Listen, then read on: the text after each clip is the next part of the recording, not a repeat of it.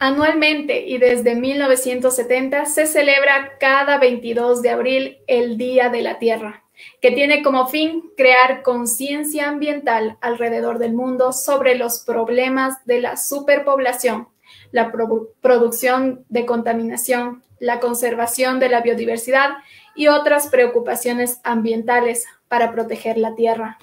Buenas tardes, mi nombre es Paola González y en nombre de la Armada del Ecuador y de la Universidad Central del Ecuador, les damos la más cordial bienvenida al curso Ecuador y el Mar, la mirada hacia lo propio.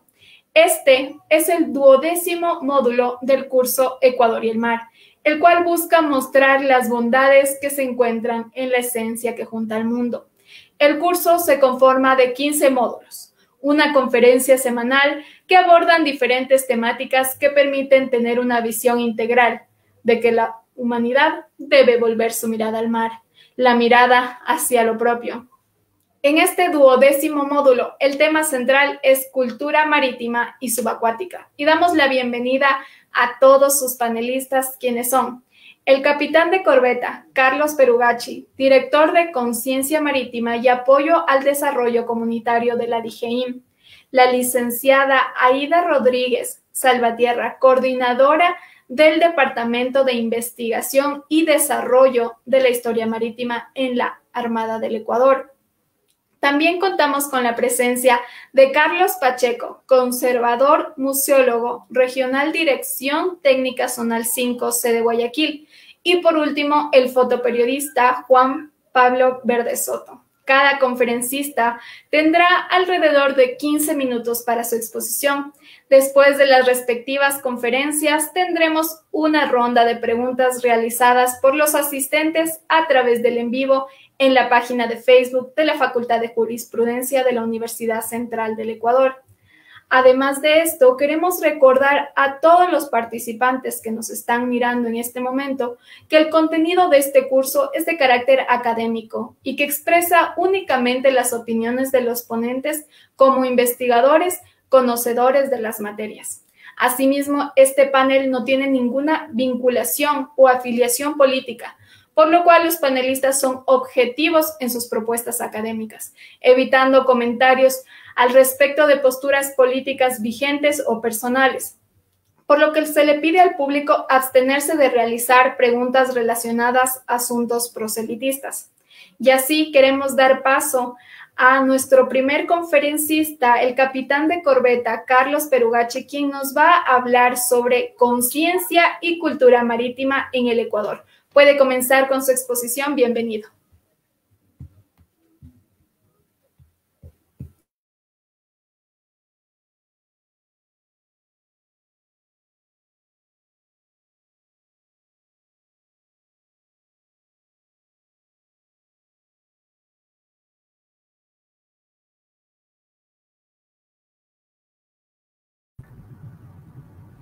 Buenas tardes, muchas gracias por la presentación. Me confirma, por favor, si tienen en este momento ya mi exposición en pantalla.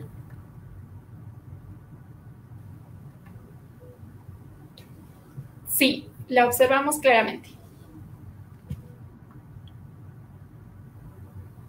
Perfecto, muchas gracias. Buenas tardes, estimado público presente. Hoy tengo el grato honor de presentar a ustedes el Programa Nacional de Conciencia Marítima Nacional. Al momento me encuentro como director de este programa, como parte de la Dirección General de Intereses Marítimos. Y es importante que desde un inicio entendamos que la conciencia marítima es uno de los 6 componentes de los intereses marítimos nacionales. Inicio mi exposición recalcando algunos aspectos fundamentales sobre la importancia del mar en el contexto global.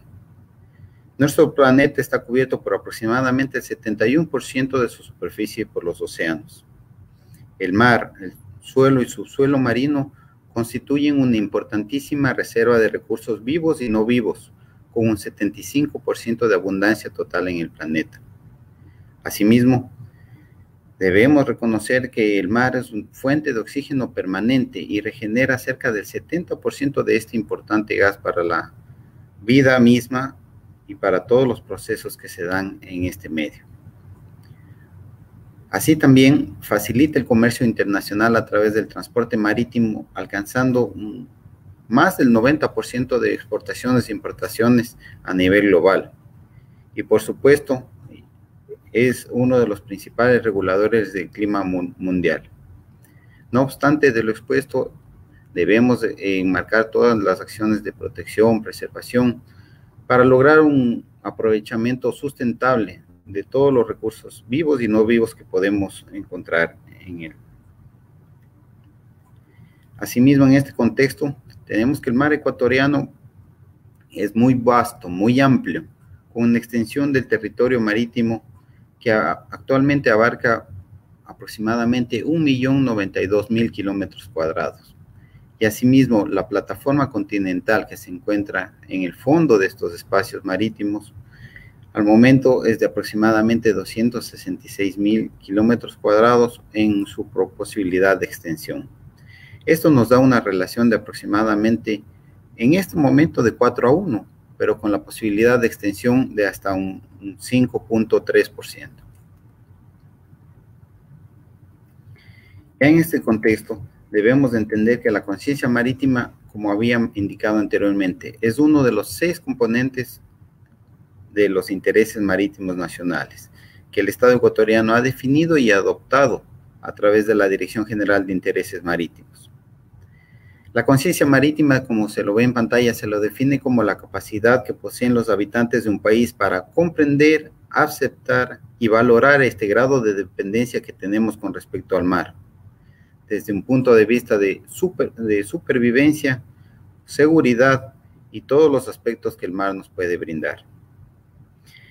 En este contexto, verificamos que el mar facilita el desarrollo para el país, pero obviamente se requiere acciones de protección, de preservación para alcanzar un uso sostenible. Todo esto más las políticas generadas a través del Estado y su cumplimiento por la población nos permiten finalmente alcanzar esta comprensión del grado de dependencia que tenemos con respecto a este medio y que es lo que finalmente desencadena o se evidencia a través de la conciencia marítima. He considerado pertinente incluir algunos de mapas temáticos que evidencian la real importancia ya desde diferentes aspectos, en los aspectos económicos, en los aspectos sociales, en los aspectos inclusive de gestión de riesgos. Al momento tenemos en pantalla un mapa de distribución de las capturas de pesca que se presenta a través de la Comisión Interamericana del Atún Tropical. Cada uno de los puntos azules que se encuentran ligeramente pixelados representan los lances en donde se obtuvieron capturas registradas a través de este organismo internacional. Y obviamente esto se evidencia en los registros que se dan en nuestra balanza comercial nacional, con aproximadamente 4.198 millones de dólares anuales, lo que representa el 30% de las exportaciones no petroleras para el país. Asimismo, podemos citar todas las rutas de tráfico marítimo que facilitan el comercio exterior, con exportaciones que superan el 92% e importaciones el 90% para el traslado de las mercaderías. Estas rutas se representan en este mapa a través de las líneas verdes y prácticamente evidencian que el comercio nacional está fuertemente vinculado con los procesos de transporte marítimo para su desarrollo. Y finalmente, asimismo, en este contexto me he permitido incluir un mapa de las zonas potenciales de recursos minerales marinos. En los colores rojizos, amarillo y verdoso que se encuentran en el mapa representan las posibles áreas en donde podremos nosotros explorar y explotar recursos no vivos, en este caso sulfuros polimetálicos, lo que a futuro obviamente generarán beneficios económicos para el país. Si nosotros calculamos únicamente un 1% de porcentaje de extracción de estos recursos, obtendríamos alrededor de 248.000 millones de dólares. Obviamente esto estará sujeto a todos los procesos de exploración y explotación que se rigen a través de convenciones como la Convención de las Naciones Unidas sobre el Derecho del Mar y todos los instrumentos que facilitan este tipo de procesos. Por otra parte, debemos mencionar no únicamente los beneficios económicos, sino también todos los factores que, como mencionábamos al inicio de la charla, influyen en el clima mundial. En estos está la participación antrópica del hombre a través de la generación de gases como el dióxido de carbono, los gases de efecto invernadero y el uso del suelo de forma no armónica, no ordenada, generan diferentes procesos que finalmente alteran todas estas condiciones del mar. Entre estos podemos mencionar los procesos de alteración como el incremento de la temperatura del mar, el incremento de la temperatura del aire, un incremento también del nivel del mar, que básicamente viene dado con este tipo de procesos, y asimismo las variaciones del potencial hidrógeno que generan condiciones más ácidas o básicas del agua del mar. Esto, aunque no es tan evidente, también afecta procesos que impactan las especies, específicamente las especies que dependen de un caparazón de carbonato de calcio se ven directamente afectadas cuando existen variaciones de este tipo, tanto físicas como químicas. Ahí la importancia de reconocer y entender no solo los beneficios que podemos obtener del mar, sino las acciones que debemos realizar para su preservación y para el uso sostenible y sustentable de sus recursos. En varios escenarios sobre el cambio climático se ha proyectado ya por el panel intergubernamental de cambio climático las variaciones que se podrían presentar a raíz de estos efectos. Obviamente tenemos áreas donde los porcentajes, por ejemplo, en la parte superior izquierda, los porcentajes de capturas de peces podrían incrementar. Esto en relación a diferentes condiciones que van a ir cambiando. Si bien es cierto, más cercanos a la costa tendremos una disminución de estas capturas de pesca entre el 1 al 5%, más hacia la parte ecuatorial central tendremos un incremento. Obviamente esto va a demandar de diferentes procesos, de diferentes instrumentos que se generen para poder tener un aprovechamiento sostenible de estos recursos. Y asimismo, la pesca de moluscos y crustáceos se verá afectado principalmente por las variaciones, el incremento del dióxido de carbono y variaciones en el potencial hidrógeno. Estos son algunos de los efectos que a corto, mediano y largo plazo se irán evidenciando. Ya en la parte específica de conciencia marítima, tenemos nosotros en la Dirección General de Intereses Marítimos una dirección encargada de este proceso, conciencia marítima y apoyo al desarrollo comunitario, con dos grandes ramas, la una dedicada específicamente a la conciencia marítima y la segunda dedicada hacia el apoyo al desarrollo comunitario. En el ámbito de conciencia marítima, en el cual estamos inmiscuidos en esta charla, tenemos diferentes servicios que se generan en el ámbito educativo para la ciudadanía, tenemos la difusión y publicidad de diferentes materiales, tenemos la generación de material educativo, tenemos también un proceso de historia marítima a raíz del cual está generado por el Instituto de Historia Marítima, y el levantamiento de información que, como veremos más adelante, nos ayuda a transmitir este sentido de pertenencia y entendimiento del grado de dependencia de la población con respecto al mar. Asimismo, ya en nuestra organización contamos a nivel macro con la Dirección de Conciencia Marítima, una coordinación litoral en la ciudad de Guayaquil, y tenemos unidades de apoyo que están ejecutando el trabajo en situ, tanto en la ciudad de Esmeraldas, Santa Elena, en las provincias de Santa Elena, Guayas, Galápagos, Manabí, El Oro y en la Amazonía. En cada una de estas localidades tenemos desplegado personal, nuestro contingente, desarrollando las actividades que fueron mencionadas anteriormente, de trabajo directo e influencia nacional con la población. En cuanto a los levantamientos de información, son parte de los servicios de conciencia marítima que se brindan para generar la caracterización de la población, identificación de las necesidades de capacitación, y se realizan también programas de limpieza de playas, áreas submarinas, con la caracterización inclusive de desechos para remover todas estas sustancias que están alterando el medio. tenemos el diagnóstico de necesidades comunitarias. Por otra parte, dentro de lo que contemplan los servicios educativos, tenemos un programa bastante importante que lo hemos denominado como Guardianes del Mar. Es un programa que inició en el 2006 y al momento ya tenemos aproximadamente 13.025 participantes en toda la costa ecuatoriana desde su inicio. Participan principalmente con la intervención de niños y jóvenes que están comprometidos con el cuidado y conservación del medio ambiente, con el propósito de que sean ellos los líderes comunitarios multiplicadores de este conocimiento necesario para la conservación y buen uso del mar. Tenemos también diferentes servicios educativos, entre estos congresos internacionales y nacionales, seminarios, cumbres nacionales, internacionales, y asimismo diferentes programas que hemos trabajado con instituciones para fortalecer la conciencia marítima, y no únicamente en las poblaciones costeras, sino inclusive en las poblaciones que se encuentran en el área central, en la serranía ecuatoriana, para entender nuestro grado de dependencia e incluso impulsar este tipo de procesos que contribuyen al fortalecimiento de la conciencia marítima.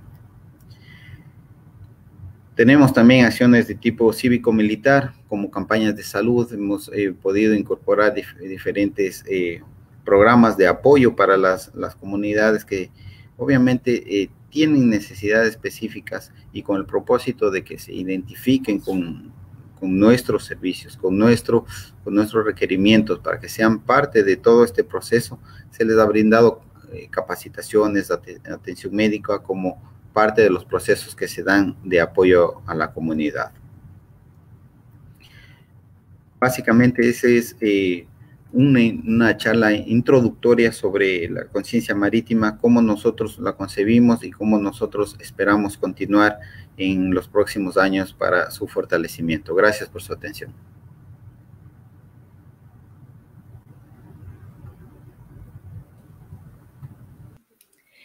Agradecemos al capitán de corbeta Carlos Perugachi por su intervención, y ahora vamos a continuar con nuestra segunda conferencista, la licenciada Aida Rodríguez, quien nos va a hablar sobre la creación del puerto de Guayaquil y la historia marítima del Ecuador. Breves anécdotas. Puede comenzar con su exposición. Bienvenida. Muchísimas gracias. ¿Sí me escucha? Sí, se escucha claramente. Bien. Muchísimas gracias por la invitación. Realmente es un gusto estar participando en este ciclo de conferencias, y pues este distinguido auditorio realmente para mí es un honor poder expresar y poder darles a conocer parte de la historia marítima del Ecuador.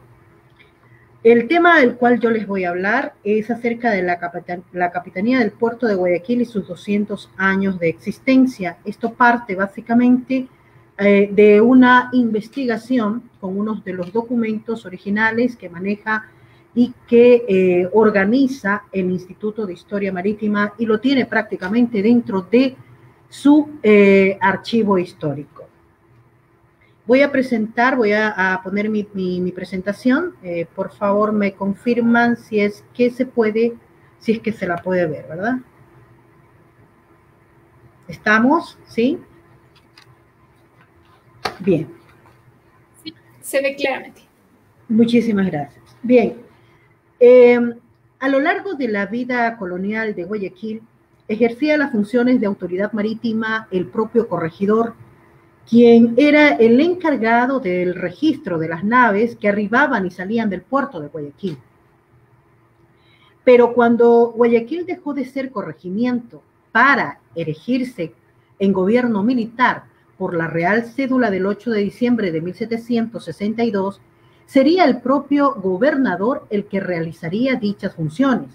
Más vale decir que, siendo designado como primer gobernador el teniente coronel don Juan Antonio Zelaya y Vergara, este recién llegó a Guayaquil el 11 de octubre de 1763, y previa exhibición de los títulos y certificados respectivos, se juramentó e hizo cargo de este gobierno de la ciudad.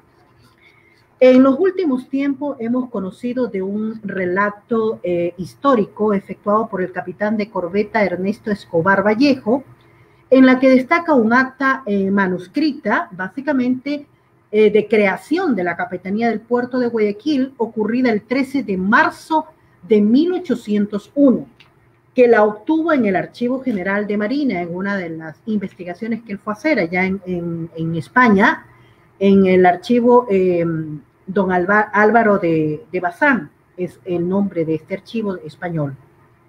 Lo que realmente a nosotros como Instituto de Historia y como el Departamento de Investigación Histórica nos permitió básicamente reconstruir un poco la historia sobre el puerto de Guayaquil y la capitanía. Este ya fue básicamente un documento estrictamente original que nos ayudó para apoyarnos en esta investigación.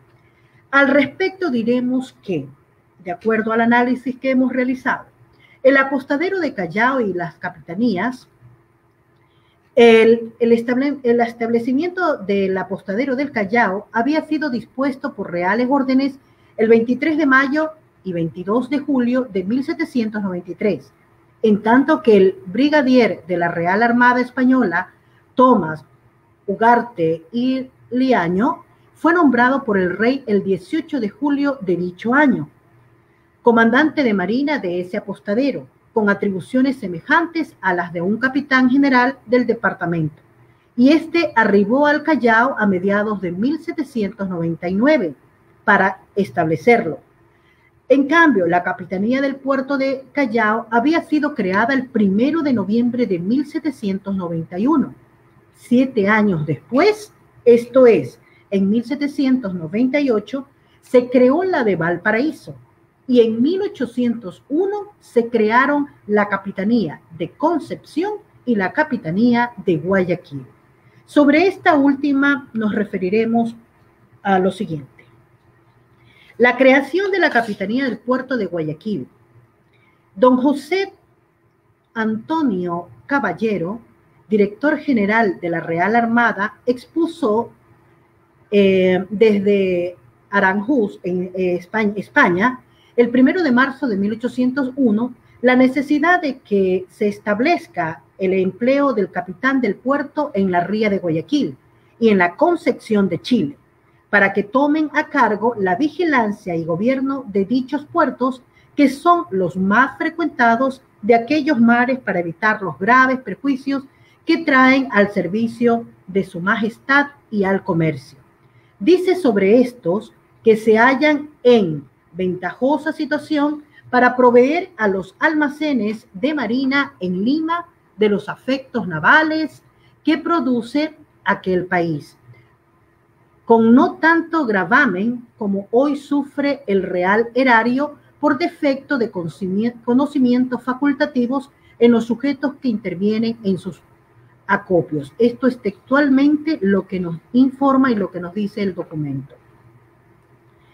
Pide por ello se establezcan las capitanías en esos dos puertos a semejanza de la de Lima y Valparaíso, asignándosele a tenientes de navío beneméritos en clase de retirados, consultando el rey Carlos IV de España al respecto. El 13 de marzo de 1801 mandó que se establezcan las capitanías del puerto en Guayaquil y Concepción en Chile, al mando de los oficiales que se indican.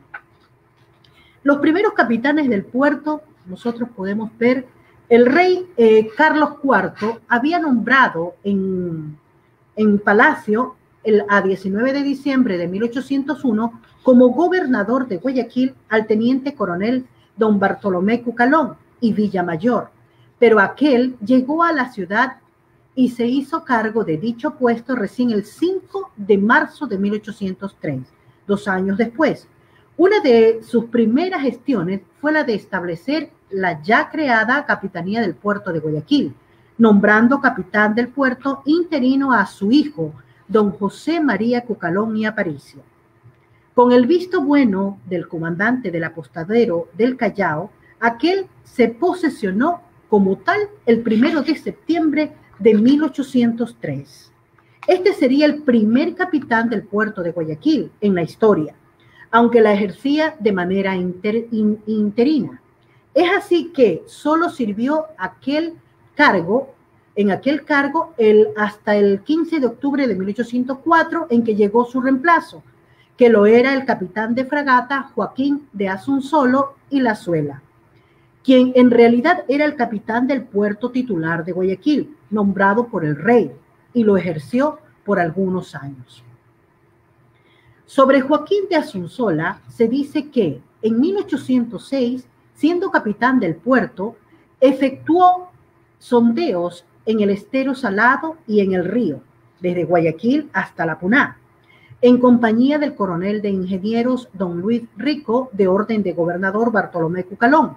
Dicho oficial era un hidrógrafo especializado y años atrás se lo ve figurar en los bajeles de guerra españoles realizando faenas de observación de vientos y corrientes. Don Joaquín Asunsolo y Lazuela, había nacido en la villa de Balmacea de la provincia de Vizcaya, en el País Vasco, España, siendo sus padres don Joaquín Asunsolo, nacido el 13 de diciembre de 1701, y doña Francisca de la Lazuela, su hermano Solano Lorenzo, también vecino de Cádiz, había sido bautizado en Balmacea el 7 de junio de 1740. En mayo de 1787 lo vemos ascender de alférez de navío a teniente de fragata, y en 1802 era comandante de fragata de la fragata Pilar, que formaba parte de la escuadra naval española del general Álava, estacionada en Manila.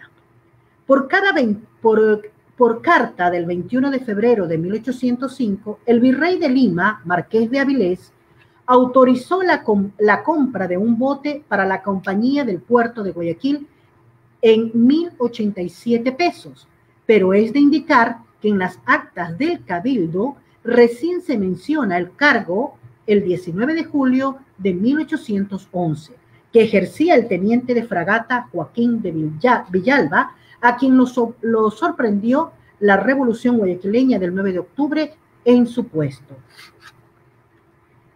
En lo que respecta a la edificación para la capitanía del puerto de Guayaquil, el gobernador Cucalón informaba al virrey el 21 de abril de 1805 lo siguiente: en el muelle de esta aduana, que es el único río, hay una casilla del rey sumamente decente y cómoda que don José de Moralenda, capitán de la corbeta Castor, acomodó con acuerdo mío para el servicio y ocupación del capitán del puerto.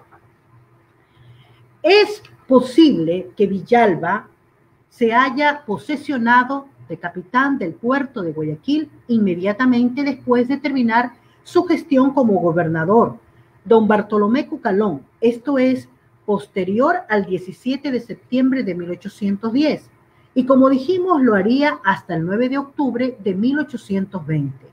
Pero antes de que se produzca la revolución guayaquileña, don Andrés Beleato, en su monografía de Guayaquil, escrita en Lima, el año de 1820, dice sobre las autoridades que reside en Guayaquil el gobernador de la provincia, que es un brigadier Pascual Vivero, con un teniente asesor y auditor de guerra, un comandante del resguardo, un capitán del puerto y un diputado del Tribunal del Consulado de Lima para los asuntos de comercio.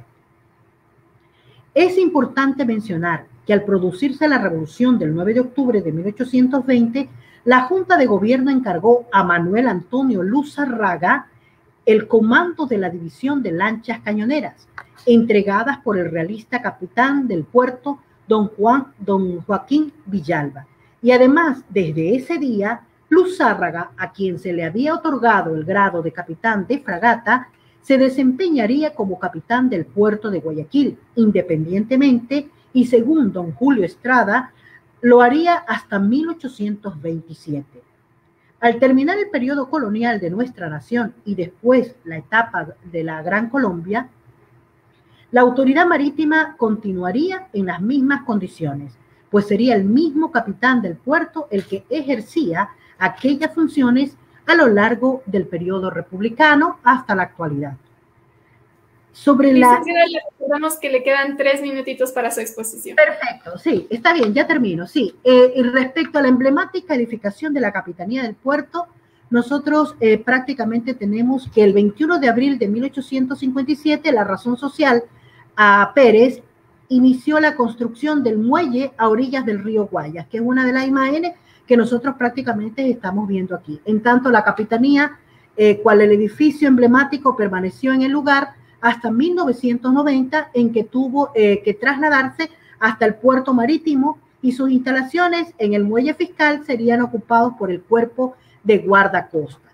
Diremos de una vez que a lo largo del siglo del 19 y a inicios del 20 serían muchos los capitanes del puerto que figurarían y harían historia.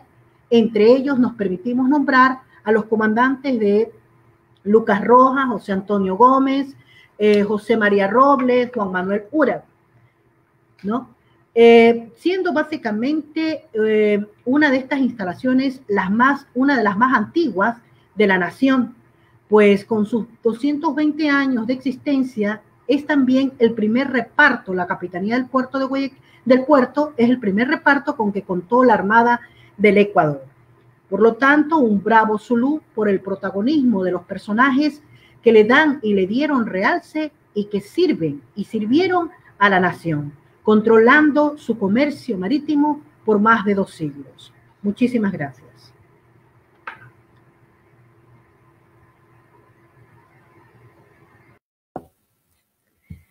Agradecemos a la licenciada Aida Rodríguez por su intervención y ahora vamos a continuar con nuestro tercer conferencista, Carlos Pacheco, quien nos va a hablar sobre mecanismos de recuperación de patrimonio cultural en el mar. Puede comenzar con su exposición. Bienvenido.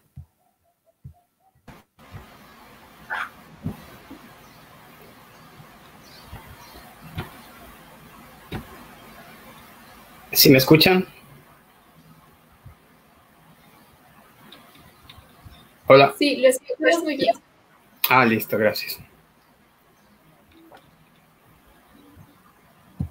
Gracias, bien. Buenas tardes. Primero un agradecimiento por haberme considerado para esta charla. Vamos a hablar algo sobre patrimonio cultural subacuático en el Ecuador, que tiene relación con lo que veo que están dictando en el curso. Este es un componente muy importante que muchas veces no es considerado y no ha sido considerado en muchas de las acciones y gestiones que se realizan, ¿no? Que tienen que ver con no necesariamente el mar, como vamos a ver. Bueno, ¿qué es el patrimonio cultural subacuático? Pues por patrimonio cultural se entiende a todos los rastros de existencia humana que tienen un carácter cultural, histórico o arqueológico, que han estado bajo el agua parcial o totalmente, de forma periódica o continua, por lo menos o durante 100 años. Este concepto lo estableció la UNESCO una vez posterior a la explotación que se estaba dando de los recursos marinos a mediados del siglo XX. Y bueno, pues parte de esta explotación también estaba sucediendo la explotación de recursos culturales. Había una sobreexplotación, sobre todo de material, en los denominados tesoros. Empezaron a asomar empresas de cazatesoros que empezaron a explotar de manera indiscriminada este tipo de material. Bueno, la UNESCO se reúne en el 2001 y aprueba la Convención sobre la Protección de Patrimonio Cultural Subacuático, reunión en la que estuvo el Ecuador e incluso es de los primeros países que la ratifican en el 2006, y esta convención entra en vigor en el 2008. El ser partícipes de esta convención nos obliga a justamente cumplir con todas las normativas que están establecidas en esta. Y es así que desde la misma Constitución, que si bien no habla exclusivamente del patrimonio subacuático, pero habla sobre la protección del patrimonio cultural en el Ecuador. Algunos de sus articulados hablan sobre la responsabilidad que tiene el Estado sobre esta protección, sobre los conceptos del patrimonio cultural y sobre la creación y el establecimiento de políticas para la protección, defensa y conservación del patrimonio. Ya en la ley orgánica se asienta específicamente lo que tiene que ver con el patrimonio cultural subacuático, y el artículo 54 habla sobre lo que es considerado patrimonio cultural subacuático en el Ecuador, que dice que son los sitios, estructuras, edificaciones, objetos, restos humanos, medios de transporte y su cargamento o cualquier contenido, los objetos de carácter histórico que conforman el patrimonio cultural subacuático, junto con el contexto arqueológico y natural, localizado en la zona económica exclusiva y la plataforma continental de su procedencia, si tienen por lo menos 100 años de estar sumergidos. Como pueden ver, es un concepto muy similar a lo que establece la convención, que sí, la reglamentación ecuatoriana toma muy en cuenta todas las normativas legales. Asimismo, el artículo 5 de la ley de cultura establece la propiedad y dice que todo elemento de procedencia subacuática que tenga valor patrimonial es propiedad exclusiva del Estado, y sus investigaciones, prospecciones o cualquier tipo de actividad debe ser realizada exclusivamente a través del Estado, una entidad del Estado o entidades académicas nacionales o extranjeras de conformidad con el reglamento. El artículo 95 también da énfasis sobre todo en que los trabajos de investigación deben ser, mantener una supervisión del Instituto de Patrimonio Cultural, y así como realizar una delimitación correspondiente a los polígonos de protección. En cuanto a esto, bueno, hubo un interés en el 2018, estábamos trabajando justamente con el INOCAR para ver si realizábamos justamente esto, una delimitación de espacios de sitios donde existía evidencia de que hay patrimonio cultural subacuático, algún tipo de pecio. El problema es que, bueno, vino la pandemia y como que nos desligamos un poco de esto, pero este sería un proyecto pendiente para la posteridad. Este es un artículo que me gusta siempre poner en las exposiciones porque tiene relación con las obligaciones de las entidades del sector público para la protección, porque la protección no necesariamente está en las entidades de la cultura, sino en este caso, por ejemplo, en lo que tiene que ver con el mar, tienen la obligación, hemos trabajado nosotros con la Armada del Ecuador, con algunas capitanías se les ha dado capacitación respecto a lo que es patrimonio cultural subacuático, sobre todo por el interés que se mantiene ahora, incluso de estas empresas cazatesoros que a pesar de que la ley dice que no desde el 2008, sin embargo siguen dándose las vueltas y seguimos teniendo inconvenientes. De hecho, este año hicieron nuevamente un pedido, andan rondando nuevamente con intereses de explotación. Tenemos el reglamento a la Ley Orgánica de Cultura, que es un poco más específico, determina más especificidades sobre niveles de actuación normativas, ¿no? de la institución, en este caso del instituto.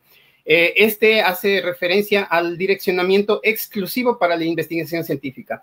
Cualquier trabajo, cualquier proyecto que tenga que ver con patrimonio cultural subacuático tiene que ser exclusivamente dirigido a la investigación. No hay no hay proyectos para extracción, no hay proyectos para prospección, tiene que ser exclusivamente para investigación y plenamente aprobados por el Instituto de Patrimonio. Obviamente, estos proyectos tienen que ser notificados a las autoridades de control, como lo que sucedió en Salinas hace un año, cuando se hizo justamente un proyecto, la SPOL hizo un proyecto de actividad científica, de investigación científica en una zona de Chanduy, y se trabajó exclusivamente con la Armada para establecer los protocolos. Como era el primer proyecto posterior a esta reglamentación, entonces estábamos todavía como que iniciando eso. Trabajamos con la Armada y logramos hacer algún tipo de protocolos para este trabajo. Bueno, también habla sobre la no explotación comercial de los bienes. Esto es algo que se mantiene, se trata de reafirmar porque siempre se tiene en mente todavía el hecho de que como son tesoros, son monedas y eso cuesta y eso hay que vender y nos vamos a hacer ricos y cosas por el estilo. Es algo que la ley, el reglamento lo prohíbe definitivamente. Y también habla sobre los hallazgos fortuitos, ¿no? Que obviamente deben ser notificados al INPC.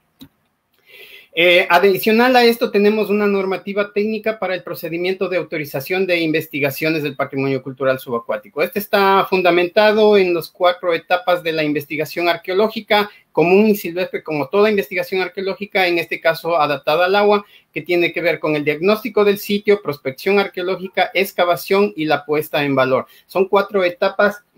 Proyectos pueden ser de las 4 etapas o de cada una de estas etapas. No son los proyectos, son los tipos de proyectos que necesitan autorización institucional y obviamente el seguimiento.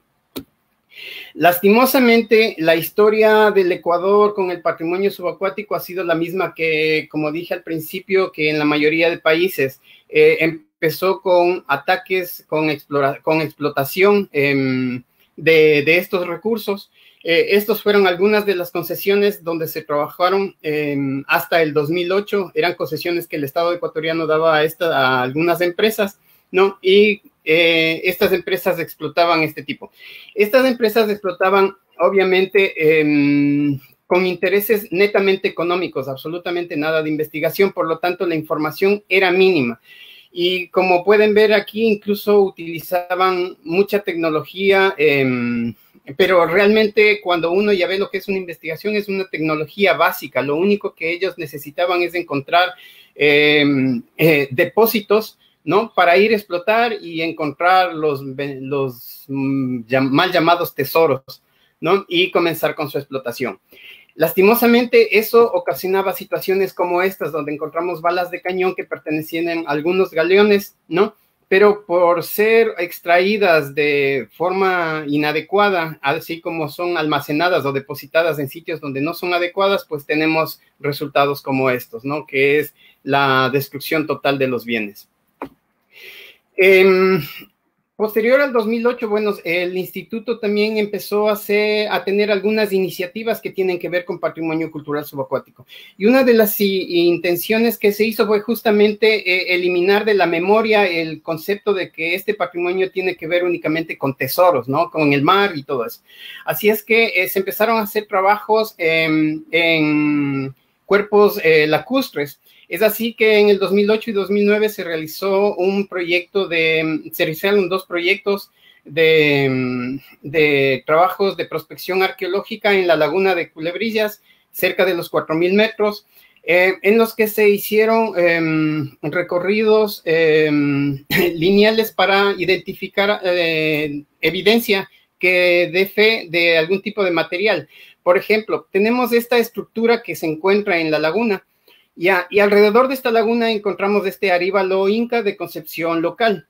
Esto nos dio la pauta para establecer un nuevo trabajo que se realizó en el 2009, que se hizo en esta zona donde hay una cueva, donde anteriormente se había encontrado material cultural, ¿sí? Y en este sitio encontramos esta concha de Spondylus.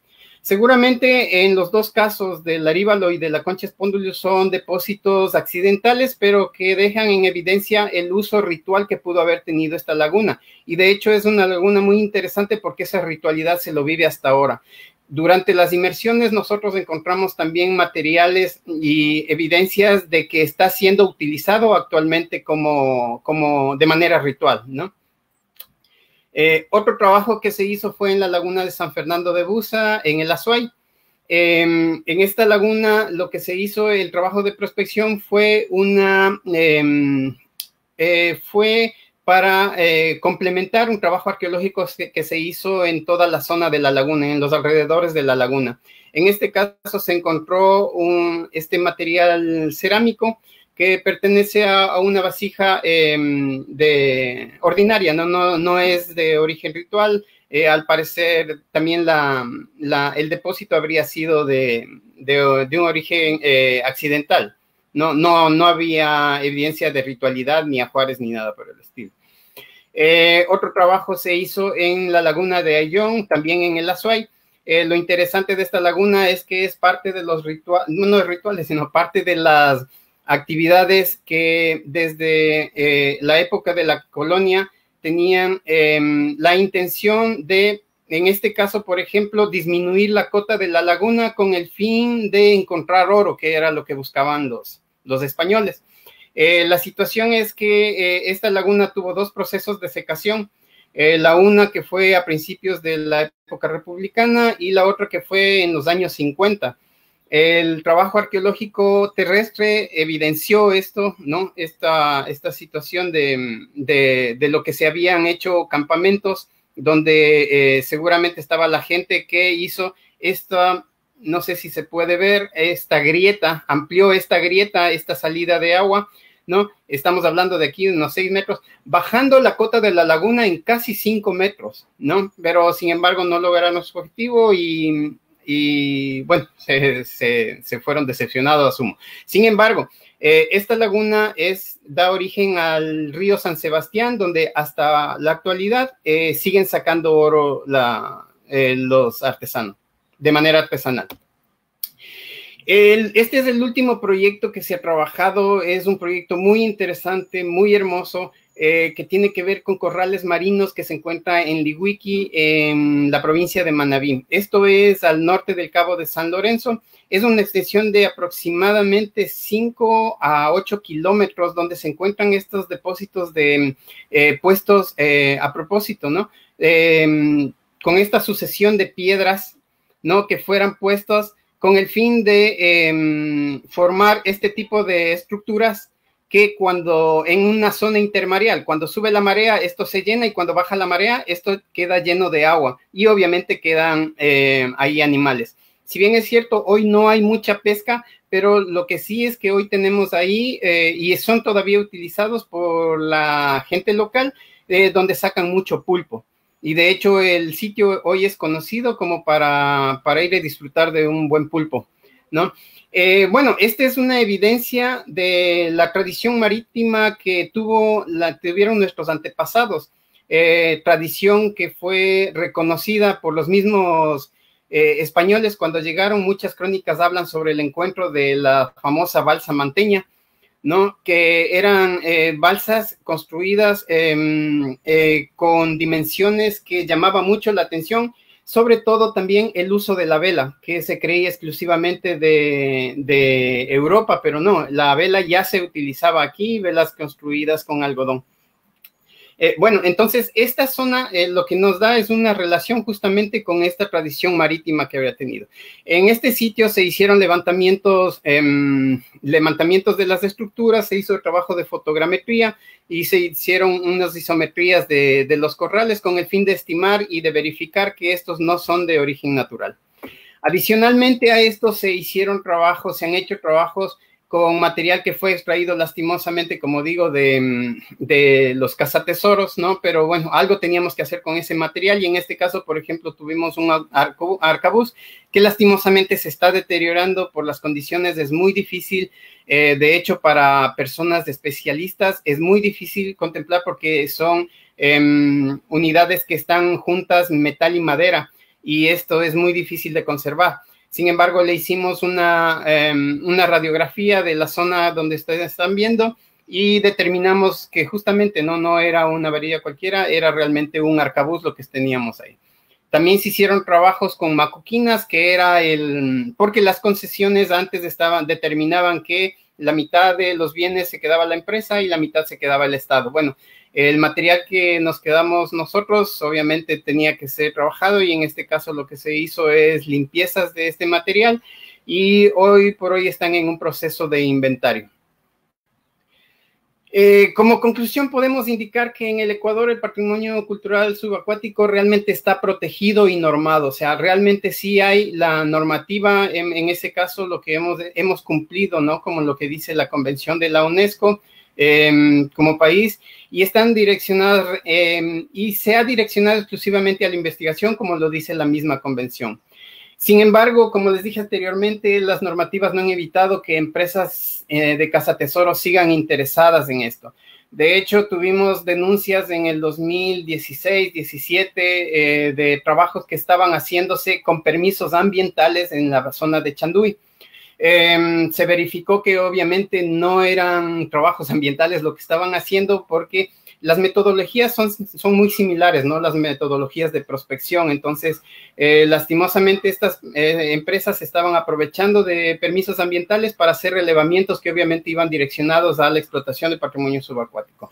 Se logró retener a tiempo, se trabajó con la Secretaría de Ambiente de Santa Elena y obviamente con la Armada del Ecuador.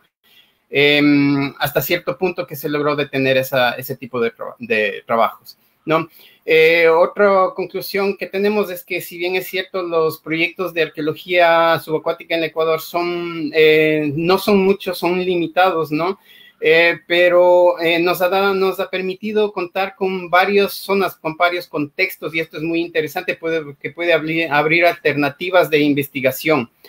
Y otro problema que tenemos es justamente la falta de profesionales especializados. Realmente ustedes están hablando con una de las pocas personas, creo que somos dos, no hay más, sino es que solo yo, que trabajamos, o sea, que nos hemos especializado en esto. Esto es una situación que esperamos pronto se logre cubrir. Esperamos con la Escuela de Arqueología que actualmente funciona en la y que, bueno, al menos las juventudes hoy tengan mayor interés por la investigación de este tipo de patrimonio. Eso es.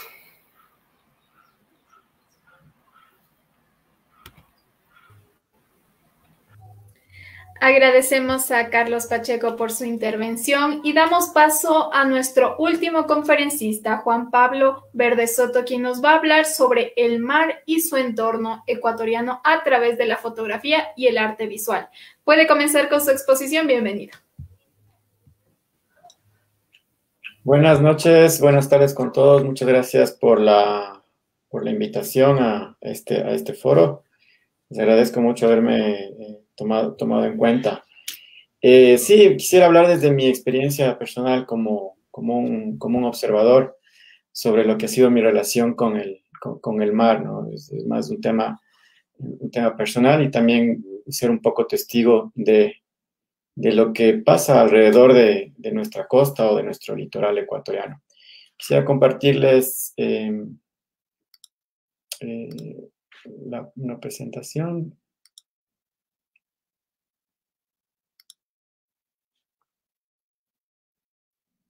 ¿Se puede ver ahí?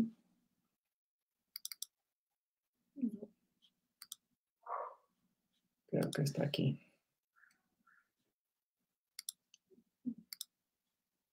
Bueno, ¿pueden ver la presentación?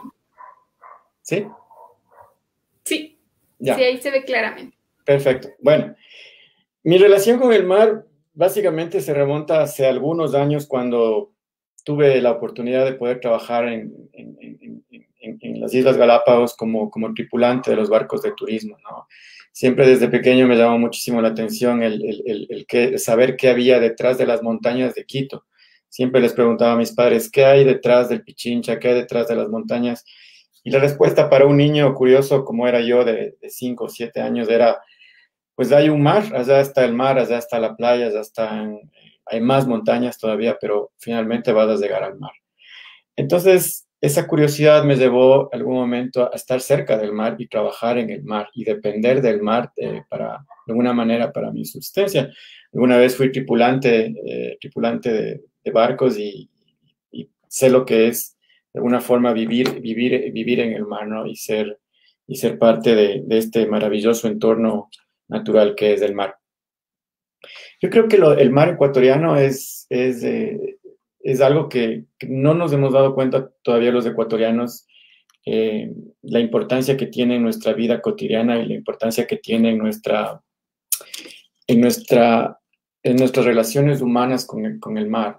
Yo creo que el mar siempre ha estado muy cercano a nosotros, pero también muy lejano en el sentido de que no le hemos podido dar la importancia del caso. Siempre, y me incluyo también, hemos dado por hecho de que tenemos un mar y de que el mar siempre va hasta ahí y que nunca se va a terminar. Sin embargo, creo que hoy en día nos damos cuenta que la importancia de la conservación es vital para poder seguir viviendo del mar, y más como un país costanero, ¿no? Más como un país que tiene acceso al mar. Entonces, es importante analizarlo esto desde la parte de ser parte del entorno. Yo creo que la gente que vive sobre todo muy cerca del litoral o de la costa aprecia mucho lo que tiene. Más sin embargo, los que vivimos un poco lejos se nos hace un poco distante la idea de estar en el mar, ¿no? Por tal razón, creo que pienso que las campañas de educación, más allá de la norma que es importante y de las reglas que deben existir para la conservación de nuestros océanos, que son importantes y que estén, yo creo que hay que hacer todavía mucho un trabajo en educación ambiental y un trabajo sobre todo en concientización. Yo recuerdo cuando era niño y la primera vez que tal vez fui al mar, una de las primeras cosas que se me quedaron en mi cabeza fueron palabras como: no cojas los caracoles, deja las conchitas en la playa, no te lleves los moluscos a la casa, no botes el palito del helado en la playa, la funda del helado en la playa. Y eso siempre se me quedó y nunca pensé que después de eso se convertiría como en una especie de forma de vivir, de cuidarlo con esas simples acciones. Entonces yo creo mucho que la conservación hoy en día del mar que tenemos en el país tiene que pasar mucho por la concientización de la gente y por la educación ambiental. Yo creo que estas pequeñas acciones para poder cuidar nuestro mar que tenemos, que es un mar además espectacular, sobre el cual muchas personas, no solo del país, quieren venir a verlo, sino de fuera, porque he tenido la oportunidad de estar cerca de estas personas, es importante. Entonces yo creo que el trabajo fundamental tiene que ser basado en la educación ambiental. De ahí, la relación que tenemos con el mar, lógicamente, también pasa por un lado también emocional. Yo creo que cuando vamos al mar, nuestra relación con el mar, nuestro carácter cambia, nuestra forma de ver la vida cambia y nos sentimos también más a gusto, ¿no? Y parte de mi trabajo en los temas de educación ambiental es, a través de mis imágenes, contribuir o hacer conciencia de las cosas que tenemos, que son muy bonitas, pero también son muy importantes y vitales para nuestra vida. Entonces, aprovechar también el recurso costanero no solo como un recurso de subsistencia, sino también el recurso costanero para muchas personas, y creo que en general como una idea para todos, también es un recurso paisajístico. Y aquí quisiera hablar un poco de lo que significa la importancia del paisaje. Si no sabemos conservar la costa, si no sabemos conservar el paisaje como tal, más allá de la conservación ambiental, natural, y tener criterios de sostenibilidad, también tenemos que mirar hacia esto, porque si empezamos a tener pocas regulaciones sobre lo que significa vivir cerca de la costa, sobre lo que significa estar cerca de los recursos naturales, y empezamos a hacer una urbanización masiva del mar, también vamos a perder un poco del valor que tiene el paisaje y sobre todo el valor del paisaje en nuestra costa, ¿no? Que es muy importante. Luego ya está la relación que nosotros tenemos con el mar y la gente que vive cerca al mar, ¿no? La gente que vive cerca al mar obviamente tiene una relación directa y en muchos de los casos una dependencia muy directa de lo que significa el vivir cerca de las costas, ¿no? Por eso es importante que las regulaciones, las normas, sobre todo a niveles ya más de gobierno local, siempre tengan en cuenta lo que es la conservación y el ambiente, porque de alguna u otra manera nosotros vamos a esas playas, hacemos uso de esas playas, estamos en esas playas y también dependemos mucho de estas playas, no solo por el tema recreacional, para lo que significa el turismo, sino también para los temas de soberanía alimentaria, por ejemplo, ¿no? Sin embargo, la recreación sigue siendo uno de los grandes ejes que dinamizan las economías locales, sobre todo en los sectores de playa. Por tanto, la conservación de las playas y la conservación del mar es algo imperativo. Y luego está también el tema sobre el manejo de los recursos naturales en cuanto a lo que tiene que ver con la regulación de la pesca, ¿no? Sobre todo cuando sabemos que nosotros tenemos acceso al territorio marítimo ecuatoriano y que de este dependen muchas de la economía nacional, pero sobre todo también local. Entonces, la pesca yo siempre he considerado que es importante para el país, pero también se la debe, de alguna manera, tratar de regular en el sentido de que sea más sustentable, ¿no? Yo creo que se han hecho cosas alrededor de la pesca, se han hecho cosas interesantes para que sea esto más sostenible en el tiempo y que esto también ha beneficiado a la gente. Yo creo que hay mucha gente que se beneficia directamente de la pesca, sobre todo las economías locales, y yo creo que eso se debe continuar y creo que en eso sí, creo que la Armada o los gobiernos locales han hecho buenas labores, han hecho grandes intentos por mantener control sobre una pesca más sostenible y más amigable con el medio ambiente, ¿no? Y también, claro, lógicamente todo lo que esto implica en cuanto a lo que es vivir de la pesca directamente. Luego ya viene un poco el tema de el turismo como tal, que depende mucho de todas estas gestiones y depende mucho de todo lo que es el país como una sola unidad. Y creo que para eso las ciudades costaneras, las ciudades costeras del país ofrecen áreas alternativas. Yo creo que todavía hay mucho espacio para mejorar, pero sobre todo el recurso más importante que tenemos a nivel de mar en temas turísticos es Galápagos, ¿no? Yo creo que Galápagos es definitivamente el centro de atención del Ecuador en el mundo y lo que nos mantiene afuera de alguna manera con buenos ojos. Y yo pienso que hay que tratar de seguir haciendo todos los esfuerzos de conservación, sobre todo alrededor de las Islas Galápagos. No olvidemos que del turismo se beneficia muchísima gente alrededor de las líneas costaneras del Ecuador, pero también en otras áreas. Sin embargo, estos recursos a veces se ven afectados o amenazados por temas de sobrepesca o sobrepesca industrial, que de alguna manera atentan contra algo que no vemos a simple vista, que es toda la fauna marina que tenemos, ¿no? Y que es también parte del atractivo que tenemos de nuestras costas. Cada vez las actividades como de buceo, por ejemplo, representan un ingreso importante para la industria turística y para los exportadores de servicios turísticos locales, sobre todo, ¿no? Es importante que cuidamos las especies marinas. Creo que somos bendecidos de alguna manera, por tener tanta riqueza debajo del agua, ¿no? Y esto es algo que debemos darle importancia también, ¿no? Yo creo que en esto también tengo que decir que se han hecho bastantes esfuerzos por mantener lo que significa la Reserva Marina de Galápagos y esperamos que algún día también se pueda hacer la extensión de la misma reserva para que de alguna manera todo esto se pueda conservar para las futuras generaciones, ¿sí?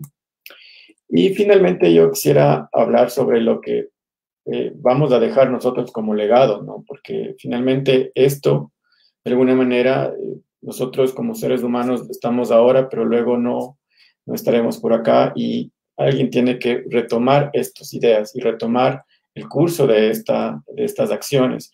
Y yo creo que en eso están las nuevas generaciones. Por eso recalco que el tema de educación ambiental debe ser algo angular o tal vez lo principal en todos los mecanismos que se proyecten hacia la conservación.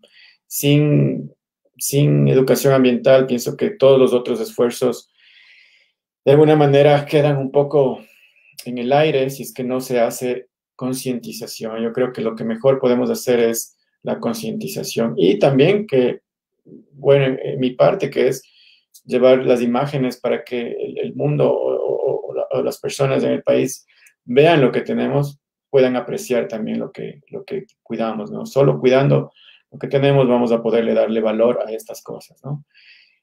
Quisiera terminar diciendo que también las especies dependen de nosotros directamente, sobre todo aquellas especies marinas que su vida dependen directamente del mar y nosotros muchas veces inconscientemente, con pequeñas acciones que creemos que no causan daño, causan muchísimo daño a todas estas especies, de las cuales tanto como ellas y nosotros también dependemos del mar, ¿no?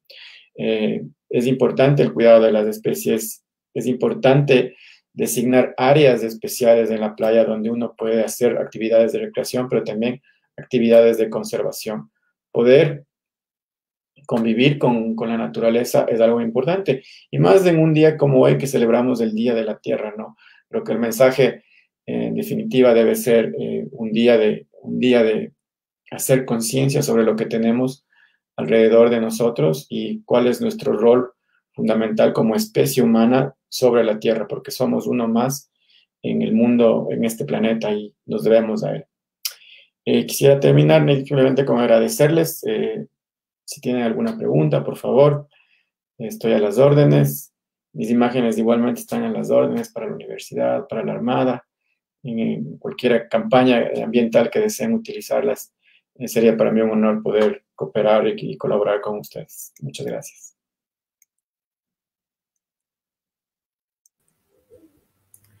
Agradecemos a Juan Pablo Verdesoto por su intervención, y en este momento podemos comenzar con la ronda de preguntas realizadas a los panelistas sobre los temas expuestos.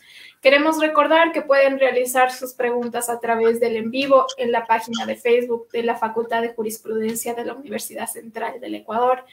Y nos han hecho llegar esta primera pregunta, que va dirigida para el capitán de corbeta Carlos Perugache, que dice: tomando como premisa la idea de este curso, que es solo se cuida lo que se conoce, ¿cómo la conciencia marítima puede llegar a implementarse en zonas no costeras?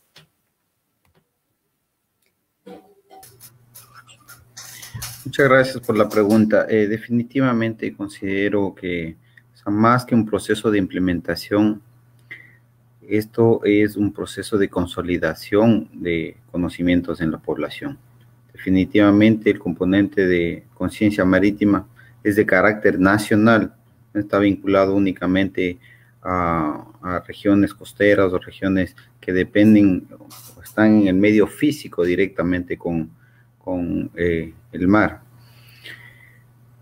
Este proceso puede llegar a consolidarse a través de herramientas, a través de vinculaciones con la academia, vinculaciones desde los procesos más básicos de educación, porque desde ahora conocemos, o antiguamente conocíamos, los límites bastante sesgados hacia la parte del territorio terrestre del Ecuador, pero no imaginábamos, no visualizábamos todo el mapa físico del Ecuador en su contexto, no solo en la parte terrestre, sino con todas sus áreas marítimas, jurisdiccionales e incluso sus áreas de interés proyectadas no solo en la parte terrestre, sino en la parte marítima.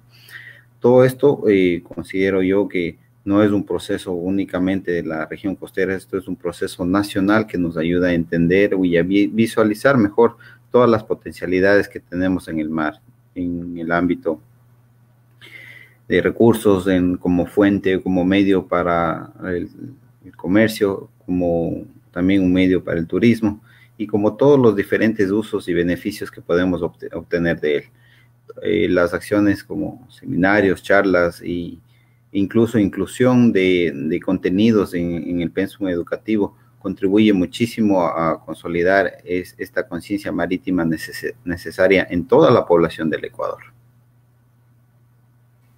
Así es, muchas gracias por su respuesta. Y esta pregunta va dirigida para la licenciada Aida Rodríguez, que dice: ¿qué importancia tuvo el puerto en la historia de Guayaquil y el Ecuador?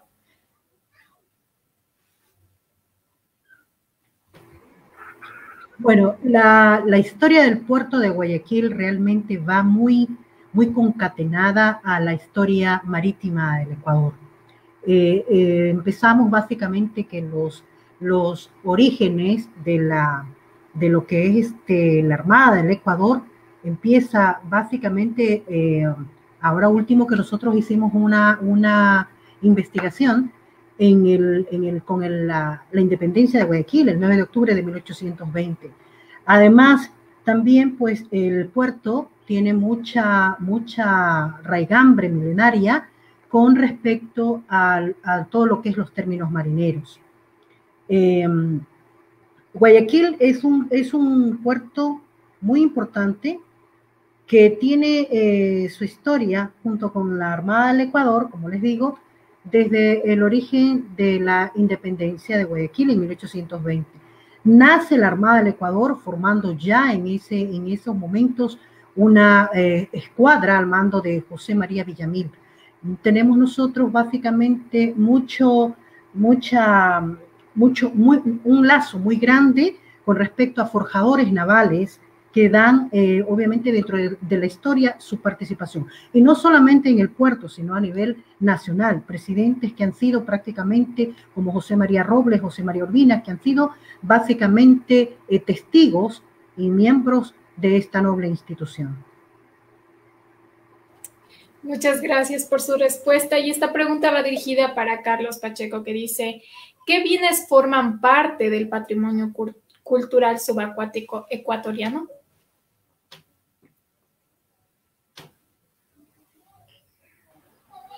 Bien, como lo había indicado en la presentación, ¿no? Está determinado en el artículo 64 de la Ley de Cultura.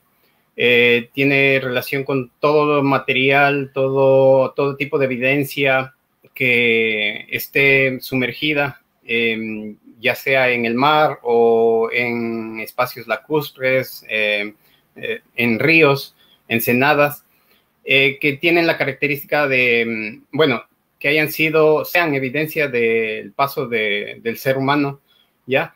Y que tenga un límite de 100 años. Es una fecha que se estableció nada más por establecer cierto límite, ¿no? Pero hay situaciones en las que obviamente, por ejemplo, es posible de que la Armada tenga interés en un buque que tenga menos de 100 años, pero sin embargo para ellos es importante. Entonces ahí se ultiman algún tipo de, se establecen ciertas puntuaciones que tienen que ver con la técnica, con la historicidad, con la importancia, ¿no? Entonces, si bien es cierto, la ley nos habla de los 100 años, pero obviamente se tiene se determina también por criterios de historicidad que puede tener esos bienes. Muchas gracias por su respuesta y vamos con la pregunta para Juan Pablo Verde Soto, que dice, ¿cómo el mar ha influido en las artes visuales a lo largo del tiempo? Yo creo que mucho. Yo creo que el mar siempre ha sido una fuente de inspiración para todos, ¿no? No necesariamente solo para los artistas, ni los artistas visuales o los creadores visuales. Yo creo que el mar ha sido siempre, desde inclusive tiempos precolombinos, una fuente de inspiración. Podemos ver en diseños, en piezas antiguas, cosas referentes al mar. En la actualidad, yo creo que, respondiendo a la pregunta de manera más específica también, es decir que hay varios ensayos o ensayos visuales con respecto a libros, sobre todo de Galápagos, ¿no? Pero sin embargo siento que en la parte costanera, en lo que es costa continental, o sea, la parte de la costa del continente, no encuentro muchos ensayos visuales sobre el mar, la verdad, en cuanto a obras específicamente como libros o temas de fotografía. Por ahí tal vez puedo mencionar un libro que me gusta mucho, que es de Carlos Luis de González, sobre Guayaquil y la costa, que es muy bonito en cuanto a fotografía. Es una obra interesante, pero siento que deberían haber como esas 100, 200, 300, 500, no las hay. Sí encuentro en Galápagos varios libros, ¿no? sobre temas visuales o temas fotográficos.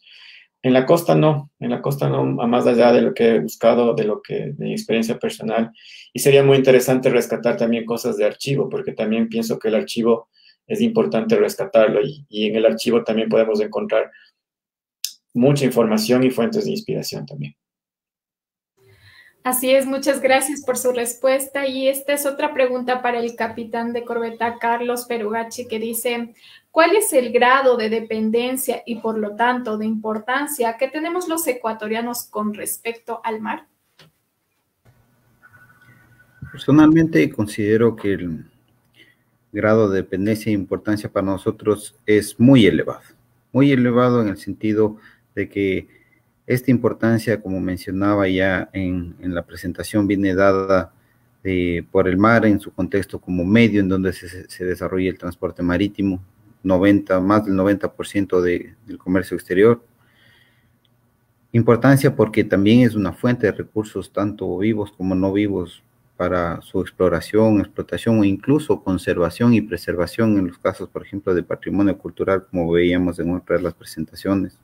Es también un importante regulador del clima mundial, ya que sin este tendríamos temperaturas extremas, no necesariamente el mismo grado de confort que mantenemos en la actualidad, al menos los ecuatorianos, con una diversidad de climas en la región costera, en la región central de la serranía ecuatoriana o en la región oriental.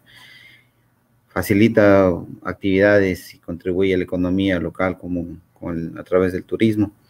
Y en general, considero yo que todas estas oportunidades están siendo plasmadas ya y se están considerando incluso en los más altos niveles de gestión del Estado, con una de las iniciativas, por ejemplo, que se manejan a través de la reestructuración del Comité Interinstitucional del Mar, que propone la articulación de políticas al más alto nivel de gestión del Estado, justamente para que en esos niveles puedan establecerse las coordinaciones que se necesitan para articular las políticas y generar los instrumentos que permitan el mejor uso del mar con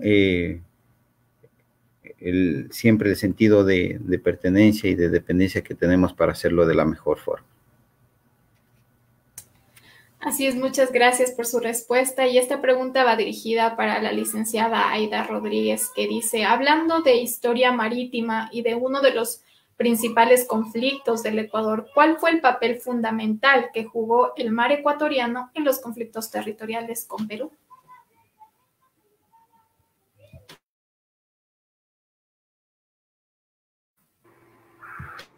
Bueno, este realmente es un tema bastante,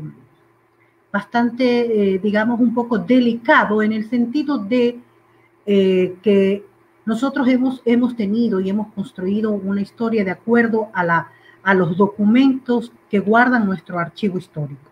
El grado básicamente es el conflicto que fue entre Ecuador y Perú en 1941 y el de Malpelo, que fue en 1838.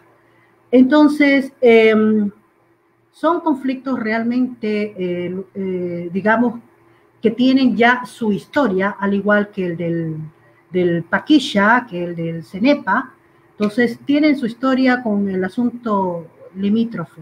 Mi especialización realmente dentro de esto no va mucho al ámbito territorial, ¿no? Pero sí tengo mucho conocimiento con respecto a lo que sucedió en cada uno de estos combates, a lo que sucedió, a lo que se refiere a cada uno de estos combates. En 1941, entre el destructor peruano Almirante Villar y el cañonero Calderón, tenemos nosotros básicamente nuestro buque memorial insignia, ¿no? Que ya está convertido en uno de los museos navales. Entrar un poco más respecto a este campo de derecho y territorio y conflictivo, básicamente es muy amplio, pero en sí las temáticas de los conflictos, de los combates, ¿no? Han sido básicamente en su momento manejadas de acuerdo pues a lo que se refiere a la institución. Muchas gracias por su respuesta y vamos a continuar con la pregunta para Carlos Pacheco, que dice, ¿cuáles son las acciones que toma el Ecuador para la protección de sus patrimonios culturales en el mar? Bueno, como había mencionado, algo de lo que más adelantado tenemos como país es justamente la normativa legal. En este caso, las acciones que nosotros tomamos tienen relación con justamente la aplicación de la normativa local. Para esto hemos tenido la colaboración de la Armada para lo que es la protección en el mar. También con algunos gobiernos autónomos locales que se ha trabajado para la protección en sitios lacustres. Pero en sí lo que estaríamos hablando es justamente de lo que tiene que ver con ya la acción del cumplimiento de la normativa. Tal vez algo falta un poco ampliar este conocimiento. Se han tenido, como digo, algunas capacitaciones, pero nos ha faltado más. De hecho, como ustedes vieron, son normativas que relativamente nuevas, entonces estamos justamente en eso, ¿no? En tratar de ampliar ese tipo de capacitación y de conocimiento de la normativa legal. Muchas gracias por su respuesta y vamos a continuar con la pregunta para Juan Pablo, que dice, ¿considera que el mar ha sido lo suficientemente explotado por las artes visuales? Gracias por la pregunta. Creo que no. Yo pienso que siempre hay lugar o espacio donde seguir creando. Yo creo que las posibilidades que te da el mar para crear son infinitas, ¿no? O sea, y nuestro país, afortunadamente, no solo tiene mar aquí, también tiene la Antártida. Entonces, tienes mar fuera del continente, tienes en Galápagos. Entonces, hay muchos lugares donde creo que todavía se pueden seguir explotando el mar como tal, ¿no? He visto algunos ensayos, algunos proyectos de artes visuales ecuatorianos de la Antártida, y eso me llena mucho de emoción y alegría, porque vemos que sí, el arte también llega por allá, ¿no? Y no solo aquí. Sin embargo, creo que estando tan cerca de nuestra costa, yo creo que todavía se puede hacer más. O sea, hay mucho espacio ahí para trabajar en el arte, pero también esos espacios van a ser llenados por la gente que esté interesada y por el apoyo que también reciban los artistas para poder hacer eso, ¿no? Entonces también aprovecho, es una invitación a las entidades o las instituciones a que apoyen a los artistas visuales para poder trabajar temas sobre el mar. Así es, muchas gracias por su respuesta y vamos a culminar con la pregunta final que va dirigida para todos, que dice, cada uno de ustedes puede plantear mediante alguno de los elementos del FODA, ya sea una fortaleza, una oportunidad, una debilidad o una amenaza, el futuro de las áreas que han expuesto. Vamos a comenzar con el capitán Carlos Perugachi para que nos dé una respuesta a la pregunta, por favor. Bien, considero yo que los procesos de conciencia marítima se están fortaleciendo en el país. Tenemos herramientas, tenemos al momento procesos que están vinculando a la población con el mar. Tenemos un proceso importante de posibilidad de extensión de plataforma continental en el marco de la Convención Nacional de las Naciones Unidas sobre el Derecho del Mar. Tenemos la reactivación del Comité Interinstitucional del Mar para justamente articular y coordinar todo este tipo de políticas.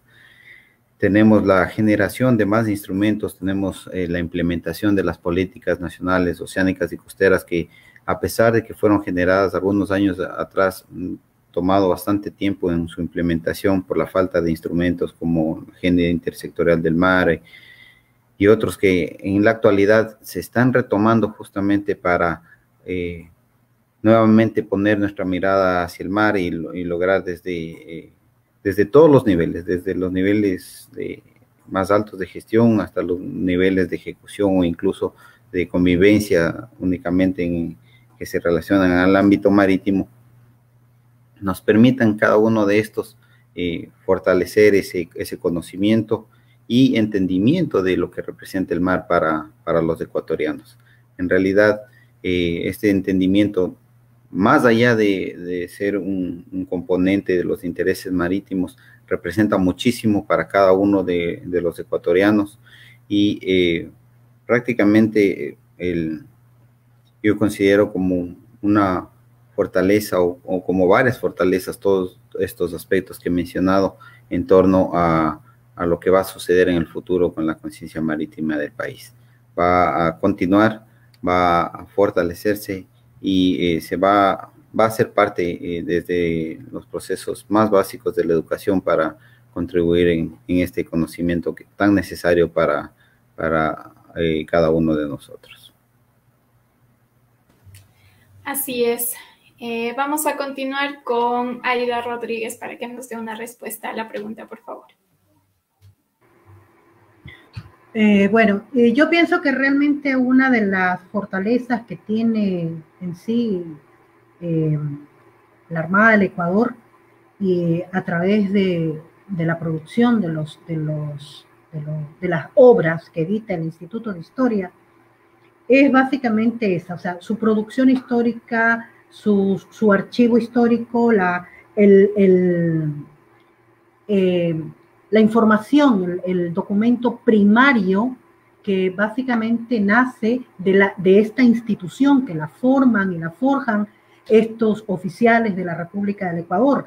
Obviamente ellos son los que nos entregan a nosotros el producto base para que la Armada, para que el Ecuador en sí tenga una historia marítima y sea prácticamente se la dé a conocer.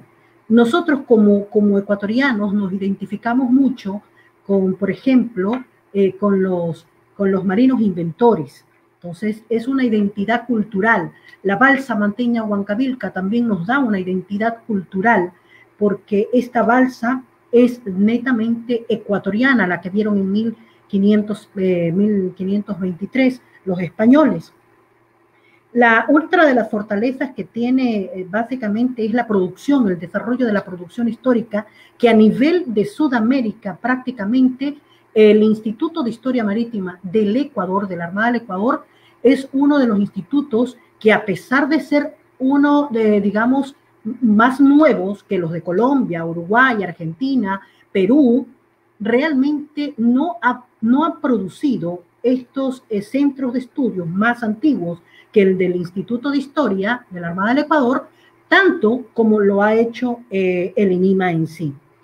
Nosotros tenemos aproximadamente un centenar de documentos, una obra Historia Marítima del Ecuador que se está dando con 15 tomos básicamente, y a nivel, como les digo, a nivel sudamericano, este instituto, a pesar de ser uno de los más actuales, ya ha producido mucho más de lo que han producido los otros centros de estudios históricos que acabo de mencionar. Entonces, una fortaleza realmente es esta, ¿no? Convertirnos en un centro que netamente con la producción histórica, obviamente que se produce, hace mucho más grande el desarrollo marítimo para el Ecuador y se da a conocer, pues obviamente, una historia y una identidad cultural. Muchas gracias y vamos a continuar con Carlos Pacheco, por favor. Bueno, partiendo de la fortaleza que nuevamente lo recalco, que tiene que ver con la normativa que tenemos, desde la Constitución hasta la reglamentación para las actividades de investigación. Bueno, pues el principal problema obviamente es la falta de personal capacitado. Como digo, se ha capacitado a personal en la Armada, pero tenemos el problema de que se capacita y como hay esos cambios, entonces ya a 6 meses, un mes, un año, ya tenemos nuevo personal que requiere nueva capacitación. Entonces, ese es un inconveniente. Esta falta de personal hace que obviamente disminuya los niveles de gestión que se puede tener.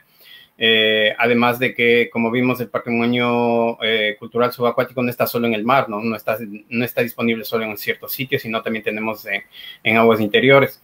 Entonces, realmente la falta de profesionales sí nos limita bastante el campo de acción que podemos tener incluso como entidad, ¿no? Entonces, eso creería yo que es uno de los mayores inconvenientes y obviamente eso hace que repercuta en la falta de investigación y la falta de tener insumos como, por ejemplo, para la protección, como sería, por ejemplo, el proyecto que queríamos hacer que tiene relación con la identificación de sitios vulnerables con patrimonio subacuático. Así es, muchas gracias. Y vamos a finalizar con Juan Pablo, por favor.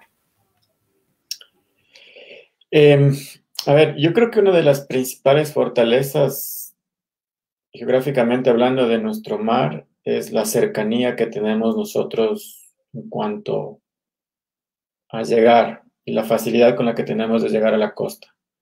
Y eso que esa es una ventaja competitiva inclusive con otros países, ¿no? Donde a veces el mar es lejos, El nuestro está muy cerca de las grandes ciudades, pero pienso que hay una infraestructura ya montada que sirve y hay una buena conectividad con la costa. Eso es bueno hoy en día. Por otro lado, pienso que también geográficamente hablando, por estar en el Ecuador, la calidad del agua para temas de recreación es muy buena, por tanto no sufrimos como los países o muy al norte de tener aguas frías. Nuestras aguas son frías por épocas, pero sin embargo en la mayor parte del tiempo son cálidas y eso ya te hace atractivo simplemente por el hecho de tener aguas cálidas. Entonces, pienso que las fortalezas van por ahí en el saber explotar estos pequeños detalles que nos ha dado la naturaleza de alguna manera. Y luego está el tema humano. Yo creo que la costa a lo largo tiene muchísima riqueza cultural. ¿Sí? Hay mucha cultura ancestral a lo largo de la costa que hay que saberla explotar. Y después de eso va a servir de fuente también de inspiración para los artistas visuales. Y no solo los artistas visuales, los artistas plásticos, la música, etcétera, ¿no? Esa riqueza cultural, pienso, del mar, que nace precisamente de la gente que se ha apostado en la costa, es también una gran fortaleza que tenemos, ¿no? Que es una derivación del aspecto natural del mar como tal. La gente que vive cerca de la costa, que te aporta con su forma de ser, su cultura, su música, su comida, etcétera, etcétera, etcétera. Creo que todos esos elementos hacen de nuestra costa o de nuestro litoral algo, tener una ventaja competitiva sobre otros lugares. Así es, muchas gracias con todos por sus respuestas y bueno, el tiempo se ha terminado, pero queremos agradecer a los conferencistas y a todos los participantes por el tiempo brindado a este 12º módulo del curso Ecuador y el mar, la mirada hacia lo propio. Esperamos poder contar con su asistencia en el siguiente módulo, donde el tema central es Galápagos, el mejor relacionista público. Y se analizarán temas como Ecuador, marca país, Galápagos y el mar, herramienta de resolución de conflictos, turismo de lujo, entre otras temáticas sumamente interesantes. Los esperamos el jueves 29 de abril a las 5 de la tarde. Buenas noches.